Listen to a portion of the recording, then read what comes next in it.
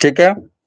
तो आज से हम लोग नए सीरीज से स्टार्ट कर रहे हैं और ये ज्ञान बिंदु का बिहार पुलिस का जो सेट आता है और वो पहला सेट शुरू कर रहे हैं। ठीक है, तो आप लोग भी कमेंट में जवाब दे सकते हैं, आप लोग भी चेक कीजिए कितना सही हो रहा है। ठीक है, तो पहला क्वेश्चन देखिए क्या है। 1980 के दशक में प्रारंभ में सर्वोच्च न्यायालय ने न्याय तक पहुंच बढ़ाने के लिए कौन सा तंत्र तैयार किया? ठीक है, तो कौन सा तंत्र तैयार किया? तो जनहित याचिका तैयार किया। जनहित याचिका। जनहित याचिका। जनहित याचिका कब आया था? 1980 में। जनहित याचिका 1980 में। ठीक है, अगला सवाल देखिए, किसी भी देश में कानून बनाने का अंतिम अधिकार किसके पास होता है? तो अंतिम अधिकार किसके पास? संसद के पास होता है। अंतिम अधिकार संसद के पास होता है। संसद में कौन कौन आता है? तो राष्ट्रपति, राज्यसभा और लोकसभा। ठीक है, संसद का अनुच्छेद बताइए कितना है? 79। संसद का अनुच्छेद कितना है? 79। 79 में जो है संसद का उल्लेख है। ठीक है, उसके बाद देखिए अगला सवाल जो है, वार्षिक वित्तीय विवरण संसद के दोनों सदनों के समक्ष कौन रखवाता है? कौन रखवाता है संसद के दोनों सदनों पे? तो राष्ट्रपति रखवाता है। राष्ट्रपति रखवाता है। ठीक है, तो वार्षिक वित्तीय विवरण अनुच्छेद कितना में है? 112 में है। कितना में है? 112 में है। ठीक है, अगला क्वेश्चन देखिए। अगला क्वेश्चन है, सर्वोच्च न्यायालय के मौलिक क्षेत्राधिकार में क्या शामिल है? सर्वोच्च न्यायालय के मौलिक क्षेत्राधिकार में क्या शामिल है? तो इसका आंसर है संघ व राज्यों के बीच तथा राज्यों के बीच विवादों का निपटारा। ठीक है, उसके बाद देखिएगा अगला सवाल है, शोभा रिगपा। शोभा रिगपा क्या है? शोभा रिगपा क्या है? तो इसका आंसर है हिमालय की पारंपरिक दवा पद्धति। शोभा रिगपा क्या है? तो हिमालय की पारंपरिक दवा पद्धति है।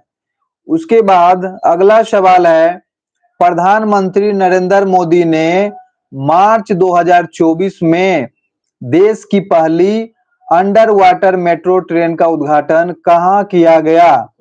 तो कहाँ किया गया अंडर वाटर? कोलकाता में। कहाँ किया गया? कोलकाता में। नेक्स्ट सवाल है, गोलकीपर के रूप में प्रदर्शन के लिए निम्नलिखित में से कौन सा पुरस्कार दिया जाता है? ठीक है, कौन सा पुरस्कार दिया जाता है? तो हॉकी इंडिया बलजीत सिंह पुरस्कार।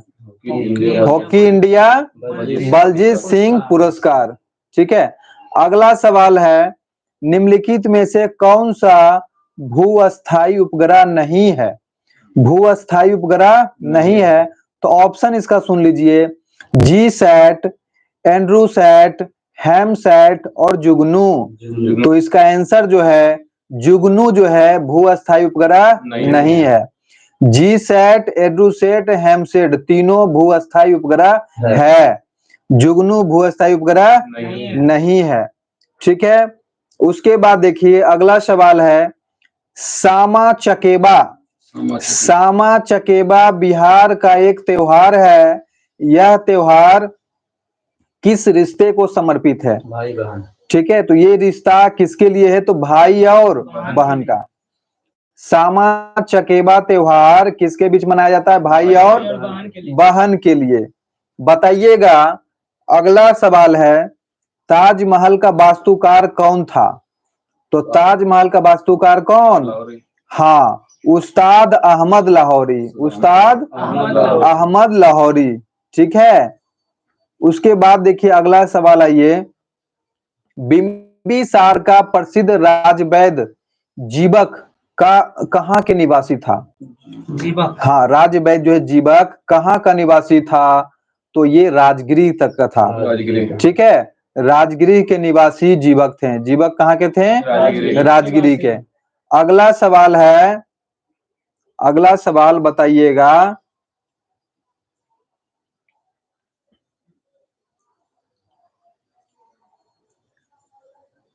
ठीक है, अगला सवाल बताइए, राज्य में विधान परिषद की सदस्य संख्या के विषय में संवैधानिक प्रावधान क्या है? तो संवैधानिक प्रावधान है राज्य की विधानसभा की संख्या के 1/3 से अधिक नहीं होगी। 3 से अधिक नहीं होगी। ठीक है, एक बार फिर से सुन लीजिए, राज्य में विधान परिषद की सदस्य संख्या के विषय में संवैधानिक प्रावधान क्या है? तो राज्य की विधानसभा की सदस्य संख्या के 1/3 से अधिक नहीं होगी। 1/3 से अधिक नहीं होगी। ठीक है, उसके बाद देखिए अगला सवाल बताइएगा, संविधान सभा के चुनाव कब हुए थे? संविधान सभा के चुनाव कब हुए थे? तो इसका आंसर है जुलाई 1946। ठीक है, मंथली साथ याद रखिएगा, जुलाई 1946। उसके बाद अगला सवाल है, सर्वोच्च न्यायालय वो उच्च न्यायालय के न्यायाधीश को पद से कौन हटा सकता है? राष्ट्रपति। तो पद से कौन हटा सकता है? राष्ट्रपति, यदि दोनों सदनों द्वारा यह प्रस्ताव पारित कर दे। राष्ट्रपति यदि दोनों सदनों से प्रस्ताव पारित कर देगा तभी वो सर्वोच्च न्यायालय और उच्च न्यायालय के न्यायाधीश को हटा सकता है। ठीक है, उसके बाद बताइएगा, अगला सवाल है, निम्नलिखित में से कौन सी गैस पॉप की आवाज करते हुए जलती है? हाइड्रोजन। तब पॉप की आवाज करते हुए जलती है हाइड्रोजन गैस। कौन से गैस? Hydrogen gas. उसके बाद देखिए अगला सवाल है, अंडे की जर्दी कोलाइड का कौन सा प्रकार है? अंडे की जर्दी कोलाइड का कौन सा प्रकार है? तो इमल्सन का प्रकार है। किसका प्रकार है? इमल्सन का प्रकार है। आगे बताइए, आयरन का परमाणु प्रतीक क्या होता है? तो आयरन का प्रतीक होता है Fe। क्या होता है? Fe होता है। ठीक है, उसके बाद बताइए, अगला सवाल है, जल में ऑक्सीजन परमाणु की संकरण अवस्था क्या है? sp3। ठीक है, तो sp3, जल में ऑक्सीजन परमाणु की संकरण अवस्था sp3 है। क्या है? sp3 है। उसके बाद बताइएगा अगला सवाल, यूरोप के स्केच रिपोर्टाज के लेखक कौन है? यूरोप के स्केच रिपोर्टाज के लेखक कौन है? तो राम कुमार है इसके लेखक। कौन है लेखक? राम कुमार। ठीक है, उसके बाद देखिए अगला सवाल है, निम्नलिखित में से कौन सा समास विग्रह सही नहीं है? समास विग्रह कौन सही नहीं है? तो ऑप्शन सुनिए कौन सही नहीं है। राज्यसभा का समास विग्रह दिया है राजा के लिए सभा। दूसरा है गुरु दक्षिणा, गुरु के लिए दक्षिणा। उसके बाद है ऋण मुक्त, ऋण से मुक्त। उसके बाद है सेना नायक, सेना का नायक। तो कौन सा विग्रह सही नहीं है? तो राज्यसभा, राज्यसभा का विग्रह गलत है। ठीक है, उसके बाद आइए, उसके बाद जो है अगला सवाल है, किसने कोशिका में स्थित तरल जैविक पदार्थ को जीव द्रव्य का नाम दिया है? जीव द्रव्य का नाम किसने दिया? पुरकिंजे ने। किसने दिया? पुरकिंजे। निम्नलिखित में से कौन सा सरल अस्थायी ऊतक पादप के भागों को यांत्रिक शक्ति प्रदान करता है? सरल अस्थायी ऊतक पादप के भागों को यांत्रिक शक्ति कौन प्रदान करता है? तो कौन करता है? स्केलेन काइमा। स्केलेन काइमा यानी दृढ़ ऊतक। कौन करता है? दृढ़ ऊतक। अगला सवाल है, हरी पत्तियों भोजन को किस रूप में संग्रहित करती है? तो हरी पत्ती भोजन को किस रूप में? स्टार्च के रूप में संग्रहित करती है। किस रूप में? स्टार्च यानी मंड के रूप में संग्रहित करती है। आगे बताइएगा, 31 मई 2024 को संयुक्त राष्ट्र अकादमिक प्रभाव के सदस्य कितने संस्थान हैं? 31 मई 2024 को संयुक्त राष्ट्र अकादमिक प्रभाव के सदस्य कितने संस्थान हैं? तो 1645। कितना है? 1645। सूचना का अधिकार अधिनियम कब पारित हुआ? तो सूचना का अधिकार 2005 में। कब आया? 2005 में। अगला बताइएगा, संयुक्त राष्ट्र द्वारा निम्न में से किस वर्ष को अंतर्राष्ट्रीय मोटा अनाज वर्ष घोषित किया गया है? संयुक्त राष्ट्र द्वारा निम्न में से किस वर्ष को अंतर्राष्ट्रीय मोटा अनाज वर्ष घोषित किया? तो 2023 को। 2023 को, ठीक है। उसके बाद आइए, अगला सवाल है, लगभग सभी पादप कोशिकाओं में कौन सा अनुपस्थित होता है? तर्काय। सभी पादप कोशिकाओं में कौन सा अनुपस्थित होता है? तो ऑप्शन सुनिए, कोशिका भित्ति, तारेकाय, प्लेस्टिड, रसधानियां। तो चारों में से कौन होता है अनुपस्थित? तारेकाय। तारेकाय पादप कोशिका में अनुपस्थित होता है।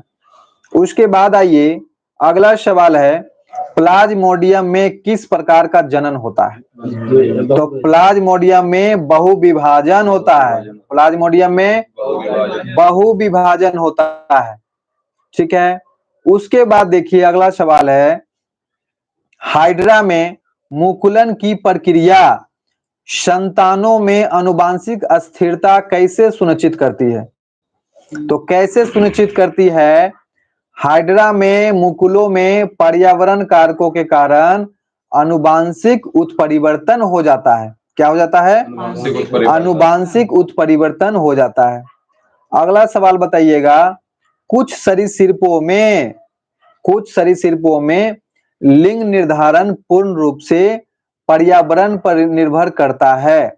यह देखा गया है कि इनमें क्या देखा गया है? तो सुनिए, इसका आंसर क्या होगा? लिंग निर्धारण आनुवंशिक कारकों पर निर्भर करता है। लिंग निर्धारण आनुवंशिक कारकों पर निर्भर करता है। उसके बाद देखिए, अगला क्वेश्चन है, बच्चा खेल रहा है, इस वाक्य में कौन सा काल है? तो बच्चा खेल रहा है, ये हो जाएगा अपूर्ण वर्तमान। अपूर्ण वर्तमान। स्वागत शब्द में किस उपसर्ग का प्रयोग हुआ है? सु का। तो स्वागत में सु उपसर्ग लगा हुआ है। कौन सा? सु उपसर्ग। अगला सवाल है, निम्नलिखित में से वाक्यांश एवं उसके लिए एक शब्द की दृष्टि से असंगत विकल्प कौन सा है? असंगत खोजना है। तो देखिए, असंगत कौन है? ऑप्शन है, बिना सोचे विचारे किया गया विश्वास अविश्वास कहलाता है। दूसरा ऑप्शन है, गायों को पालने वाला गोपाल होता है। तीसरा ऑप्शन है, गोद लिया गया पुत्र दत्तक होता है। चौथा ऑप्शन है, किए गए उपकार को मानने वाला कृतज्ञ होता है। एक नंबर। तो पहला ऑप्शन, बिना सोचे विचार किए गए विश्वास और विश्वास, यही क्या है? गलत है, ठीक है।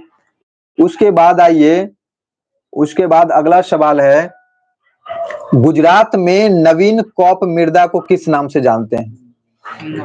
गुजरात में नवीन कौप मृदा को किस नाम से जानते हैं?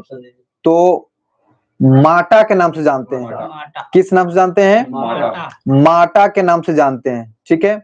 उसके बाद आइए, अगला सवाल है,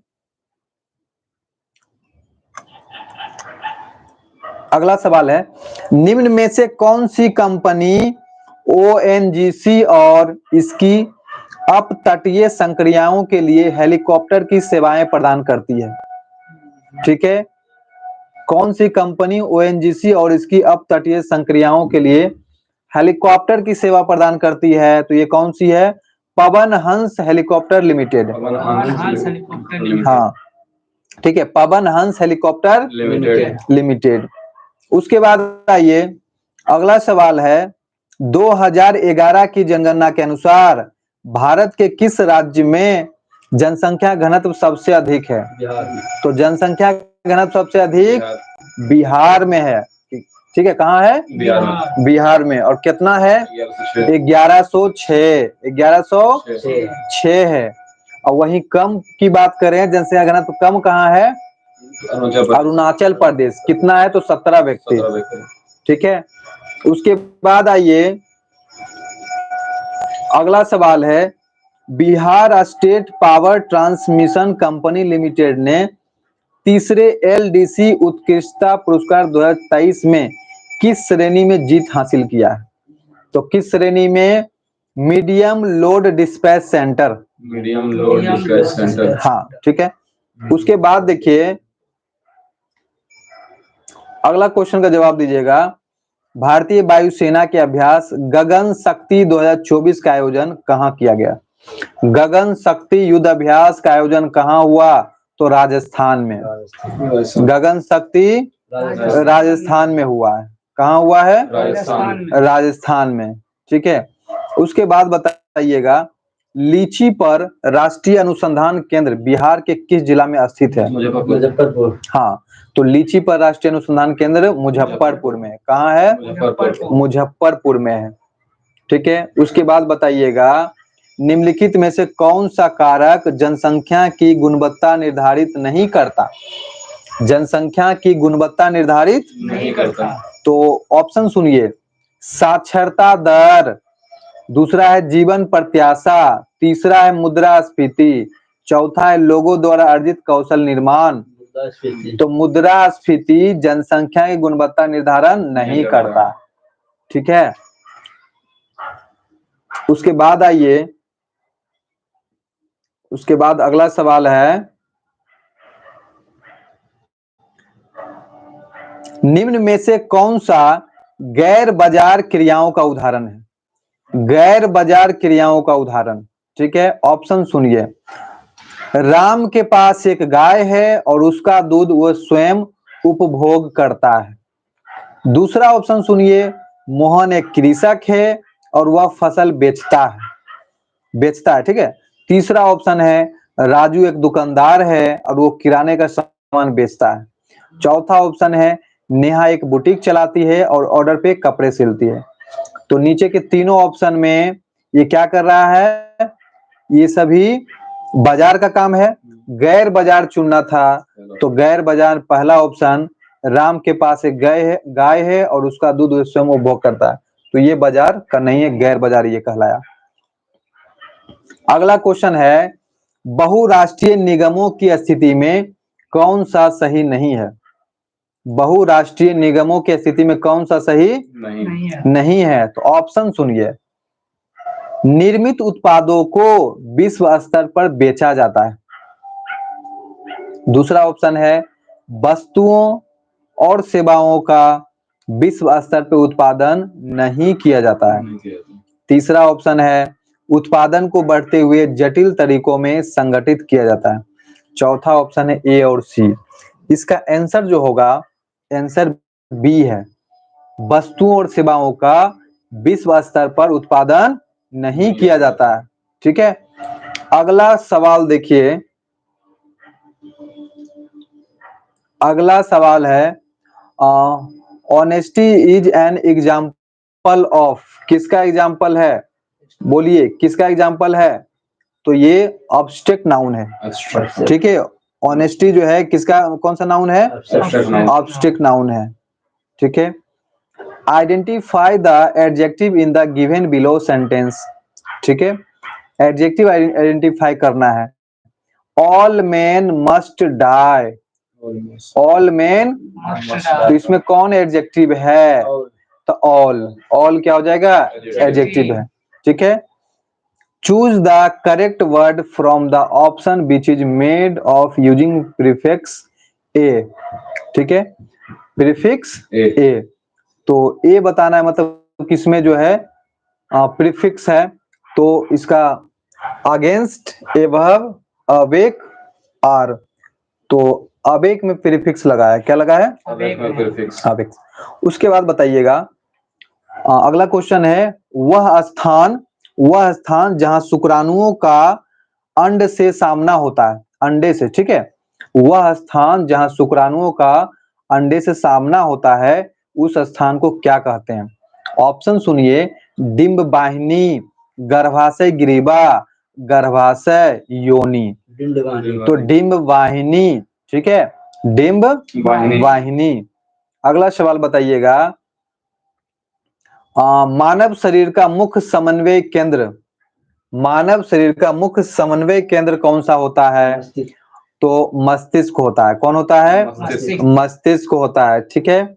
उसके बाद बताइएगा अगला सवाल, कठोर कैल्शियम कार्बोनेट का बना हुआ कंकाल किसका गुण है?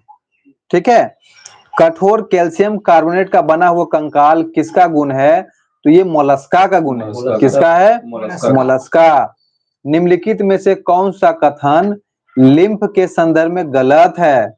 लिम्फ मतलब लसिका के संदर्भ में कौन सा कथन गलत है? तो ऑप्शन सुनिए, लसिका परिवहन का काम करती है।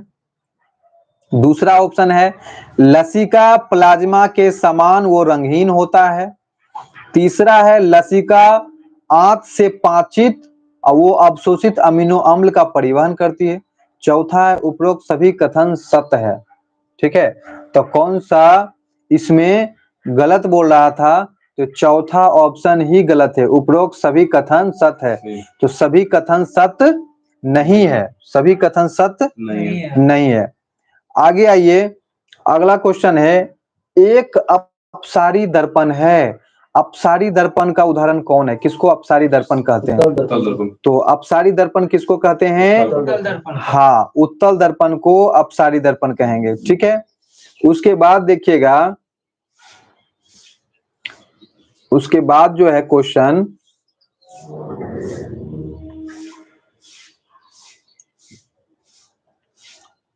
यदि एक वस्तु का द्रव्यमान 4 गुना होता है तथा इसका वेग आधा हो जाता है तो वस्तु का संवेग क्या होगा? 2 गुना। तो वस्तु का संवेग दुगना होगा, क्योंकि संवेग का फॉर्मूला होता है मात्रा गुना, तो एक हो रहा है 4 गुना, एक हो रहा है आधा, तो बचेगा 2 ही ना, तो दुगना हो जाएगा। उसके बाद देखिए, सही से बैठ ले। विद्युत उपकरणों को अति भारण के कारण लघु पतन से सुरक्षित रखने के लिए सबसे महत्वपूर्ण सुरक्षा विधि कौन सा है? ठीक है, तो सुरक्षा विधि है फ्यूज का उपयोग करना। किसका उपयोग? फ्यूज का उपयोग करना, ठीक है। उसके बाद बताइएगा, बिहार में कितना वन्यजीव अभयारण्य है, कितना राष्ट्रीय पार्क है और कितना टाइगर रिजर्व है? 13 वन्यजीव अभयारण्य है, एक ठीक है। राष्ट्रीय पार्क और एक थी। सुनिए, तो बिहार में 13 वो वन्यजीव अभयारण्य, 13 क्या है? वन्यजीव अभयारण्य, और एक है राष्ट्रीय पार्क और एक है टाइगर रिजर्व। राष्ट्रीय पार्क टाइगर रिजर्व एक एक है, अब वन्यजीव अभयारण्य 13 गो। उसके बाद देखिए अगला सवाल जो है,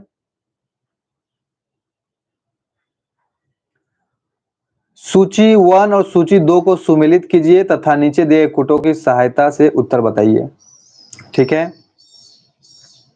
भाबर, तराई, बांगर, खादर, ये एक साइड है, और दूसरे साइड है युवा निक्षेप, छिद्रपूर्ण, घने जंगल और वन प्राणियों वाला, और पुराना जलोढ़। इसका हम आंसर डायरेक्ट बोलते हैं। देखिए क्या होगा, तो भाबर जो है किससे मिलान होगा? तो भाबर का मिलान छिद्रपूर्ण, भाबर जो है छिद्रपूर्ण, भाबर छिद्रपूर्ण, ठीक है। और तराई जो है, तराई जो होता है घने जंगल और वन प्राणियों वाला क्षेत्र होता है, ठीक है। और बांगर जो होता है पुराना जलोढ़, बांगर क्या होता है? और खादर जो होता है युवा निक्षेप, युवा मतलब नया, खादर जो होगा युवा निक्षेप। उसके बाद आइए, अगला सवाल है, निम्नलिखित को सुमेलित कीजिए। तो एक साइड नदी है और एक साइड सहायक नदी, गोदावरी, गंगा, कृष्णा, कावेरी, और दूसरे तरफ है अमरावती, कोयना, बेनगंगा, कोसी, ठीक है। तो इसका सुनिए, गोदावरी, गोदावरी का सहायक नदी कौन है? तो बेनगंगा। गोदावरी का सहायक नदी बेनगंगा। बेनगंगा। गंगा का सहायक नदी कोसी। गंगा का कोसी। कोसी। और कृष्णा का कोयना। कृष्णा का कोयना। कोयना। और कावेरी का अमरावती। कावेरी का अमरावती। अमरावती। कावेरी का अमरावती। उसके बाद आइए अगला सवाल है, निम्न में से कौन सा खनिज मोनाजाइट रेत में मिलता है? मोनाजाइट रेत में तो थोरियम। थोरियम। ठीक है, थोरियम। क्या होगा? थोरियम। थोरियम। उसके बाद बताइएगा,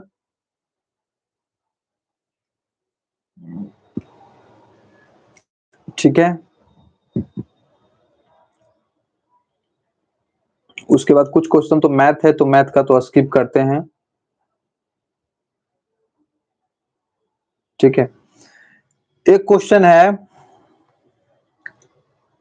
सब तो मैथ का ही है। बताइएगा, किसमें SER विष और दवाओं को निराविषीकरण करने में महत्वपूर्ण भूमिका निभाते हैं? तो किसमें? यकृत कोशिकाओं में। यकृत कोशिका। यकृत कोशिकाओं में SER विष तथा दवाओं को निराविषीकरण करने में महत्वपूर्ण भूमिका निभाते हैं। ठीक है, कॉलम 1 कॉलम 2 को मिलाइए।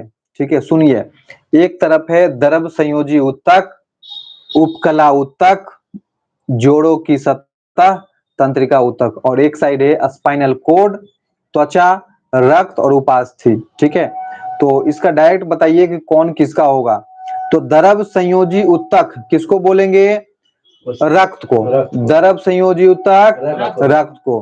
उपकला ऊतक कौन है? तो त्वचा। उपकला ऊतक जोड़ों की सतह, तो जोड़ों की सतह जहाँ पे जोड़ जुड़ता है उसको बोलते हैं उपास्थि। हाँ, तंत्रिका ऊतक को बोलेंगे स्पाइनल कोड। Spinal cord. अगला सवाल बताइएगा, यह सिद्ध करने के लिए कि जीवन की उत्पत्ति कार्बनिक अणुओं से हुई है, मिलर और यूरे द्वारा एक प्रयोग किया गया था। उन्होंने जो गैस ली वे कौन सी गैस थी? ठीक है, मिलर और यूरे ने जो प्रयोग किया था वो कौन से गैस थे? तो 3 गैस था, मीथेन, अमोनिया और हाइड्रोजन। ठीक है, कौन कौन सा गैस था? मीथेन, अमोनिया और हाइड्रोजन। उसके बाद अगला सवाल है, ठीक है, अगला सवाल तो मैथ है, आगे स्किप करते हैं। ठीक है, उसके बाद देखिए, निम्नलिखित में से किस माध्यम में ध्वनि सबसे तेज गति से चलती है? तो ध्वनि सबसे तेज गति से चलेगी ठोस यानी स्टील में, सबसे तेज स्टील यानी इस्पात में चलती है। ठीक है, उसके बाद देखिए अगला सवाल है, कौन सी नदी दक्षिण गंगा के नाम से भी जानी जाती है? तो दक्षिणी गंगा गोदावरी। दक्षिणी गंगा गोदावरी। ठीक है, उसके बाद बताइएगा अगला सवाल है मिलान करने वाला। तो एक साइड है बंजीव अभ्यारण्य और दूसरे साइड राज्य है। तो बंजीव अभ्यारण्य में है कोयना, इतुर नगरम, सरिस्का, चंद्रप्रभा। राज्य के नाम है राजस्थान, उत्तर प्रदेश, महाराष्ट्र और तेलंगाना। ठीक है, तो कोयना बताइए किस राज्य में है?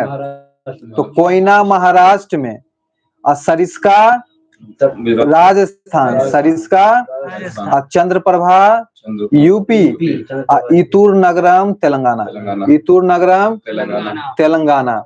बताइएगा, बिहार में जब पहली बार राष्ट्रपति शासन लगाया गया उस समय राज्य के राज्यपाल कौन थे? तो नित्यानंद कानूनगो। पहली बार बिहार में राष्ट्रपति शासन लगा था तो वहां के राज्यपाल बिहार के नित्यानंद कानूनगो। नित्यानंद कानूनगो। ठीक है, उसके बाद बताइएगा अगला सवाल है,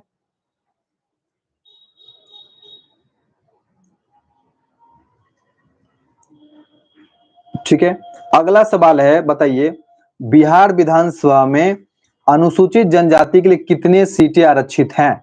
2। ठीक है, बिहार विधानसभा में अनुसूचित जनजाति के लिए 2 सीट। कितने हैं? 2 सीट। 2 सीट। ठीक है। और वो 2 सीट कहाँ है? कटिहार और बांका। कटिहार और बांका। ठीक है, आगे बताइए किस लोड से उसी प्रकार संबंध है जिस प्रकार मध्यकालीन समय में लोड राजा से संबंधित है। तो सामंत लोड, इसका आंसर होगा सामंत। सामंत लोड से उसी प्रकार संबंध है जिस प्रकार मध्यकालीन समय में लोड राजा से संबंधित है। ठीक है, उसके बाद बताइएगा अगला सवाल, पीलीबंगा पुरातत्व स्थल किस भारतीय राज्य में स्थित है? तो पीलीबंगा पुरातत्व स्थल जो है ये राजस्थान में है। पीलीगंगा पुरातत्व स्थल किस भारतीय राज्य में है? राजस्थान में। शेख निजामुद्दीन औलिया की दरगाह कहाँ स्थित है? हाँ, तो शेख निजामुद्दीन औलिया की दरगाह जो है कहाँ है?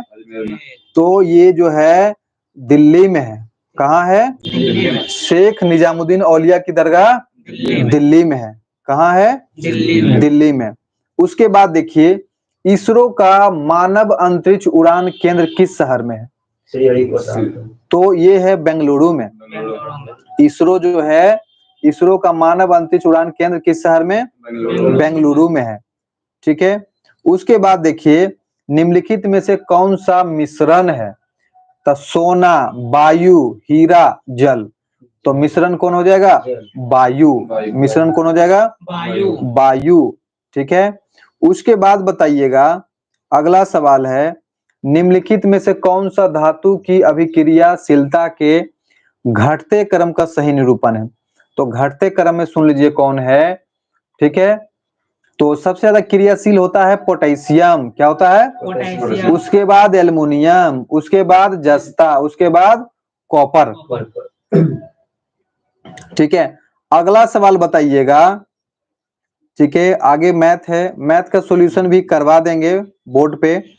अब देखिए आगे बताइएगा, टेनिस कोर्ट में 20 जून 1789 को जमा हुए तीसरे स्टेट का नेतृत्व किसने किया था? तो किसने किया था? तो ये किया था मिराबियो और ओबीसीए। मिराबियो और ओबीसीए। आगे बताइएगा, हेनरी कोर्ट के किस आविष्कार से शुद्ध और अच्छा लोहा बनाना संभव हुआ? हेनरी कोर्ट के किस आविष्कार से शुद्ध और अच्छा लोहा बनाना संभव हुआ? तो पुडलिक प्रक्रिया। हाँ, पुडलिक प्रक्रिया। ठीक है, बताइएगा रविंद्रनाथ टैगोर ने विभाजन के दिन 16 अक्टूबर 1905 को किस दिवस के रूप में मनाने का आह्वान किया? तो किस दिवस में मनाने का? हाँ, किस दिवस का मनाने का? राखी दिवस। तो ये कौन सा दिवस? राखी दिवस। 16 अक्टूबर 1905 को राखी दिवस मनाने का, कौन सा दिवस? राखी दिवस मनाने का घोषणा किया। ठीक है, बताइएगा किस वर्ष में बिहार को राज्य का दर्जा मिला और पटना राजधानी बन गया? ठीक है, तो बिहार राज्य का दर्जा मिला और पटना राजधानी बन गया 1936 में। ठीक है, 1936 में। बिहार का स्थापना हुआ था कब? 1912 में। ठीक है, बट बिहार का राज्य का दर्जा और पटना राजधानी बना 1936 में। जल के अणु में बंध की प्रकृति कौन सी होती है? जल के अणु में बंधन की प्रकृति कौन सी होती है? तो ये होती है हाइड्रोजन बंधन। जल के अणु में कौन सा बंधन? हाइड्रोजन बंधन। ठीक है, अगला सवाल है, C6H14 के लिए संरचनात्मक समावयवों की संख्या क्या होगी? तो इसकी समावयवों की संख्या 5 होती है। कितना होती है? 5। कितना होती है? 5। अल्फा कण क्या है? अल्फा कण जो है वो क्या है? तो अल्फा कण द्विआवेशित हीलियम आयन है। अल्फा कण द्विआवेशित हीलियम आयन है। ठीक है, उसके बाद देखिए, वह फील्ड की तालिका में रिकॉर्ड्स को विशिष्ट रूप से पहचानती है उसे क्या कहते हैं? तो उसे हम लोग प्राइमरी कहते हैं। क्या बोलते हैं? प्राइमरी की बोला जाता है उसको। ठीक है। कंप्यूटर में इनपुट प्रोसेसिंग और आउटपुट डिवाइसों को जोड़ने का कार्य कौन करता है? तो जोड़ने का काम कौन करता है? तो जोड़ने का काम कौन करता है? मदरबोर्ड। कौन करता है? मदरबोर्ड जोड़ने का काम करता है। निम्नलिखित में से कौन सा एक भारत में वनों का प्रशासनिक वर्ग नहीं है? वनों का प्रशासनिक वर्ग नहीं है तो ये हो जाएगा अवर्गीकृत वन। हाँ, अवर्गीकृत वन। भारतीय नौसेना एवं भारतीय वायुसेना में अप्रैल 2024 में शामिल मिसाइल का नाम कौन सा है? कौन सा मिसाइल शामिल किया गया? तो रैमपेज मिसाइल को शामिल किया गया। कौन सा मिसाइल? रैमपेज। आगे बताइएगा, the conspiracy to oust me from the presidency नामक पुस्तक के लेखक कौन है? कौन सा पुस्तक? The conspiracy to oust me from the presidency के लेखक हैं गोटबाया राजपक्षे। गोटबाया राजपक्षे। ठीक है। उसके बाद जो है अगला सवाल है फ्रांस के सर्वोच्च नागरिक सम्मान से वर्ष 2024 में किसे सम्मानित किया गया? तो शशि थरूर को। किसको? शशि थरूर को। निम्नलिखित में से कौन सी मिसाइल एंटी टैंक मिसाइल है? तो एंटी टैंक मिसाइल है नाग। कौन सा है? नाग। तो आज के लिए हम लोग इस टॉपिक को समाप्त करते हैं और ये पूरा सेट कंप्लीट हो गया। और आज ये बिहार पुलिस का पहला सेट था और ये आज हम लोगों ने ट्रायल के रूप में रखा। अगले पार्ट में जो आएगा सेट 2 उसको और अच्छे से करने की कोशिश करेंगे।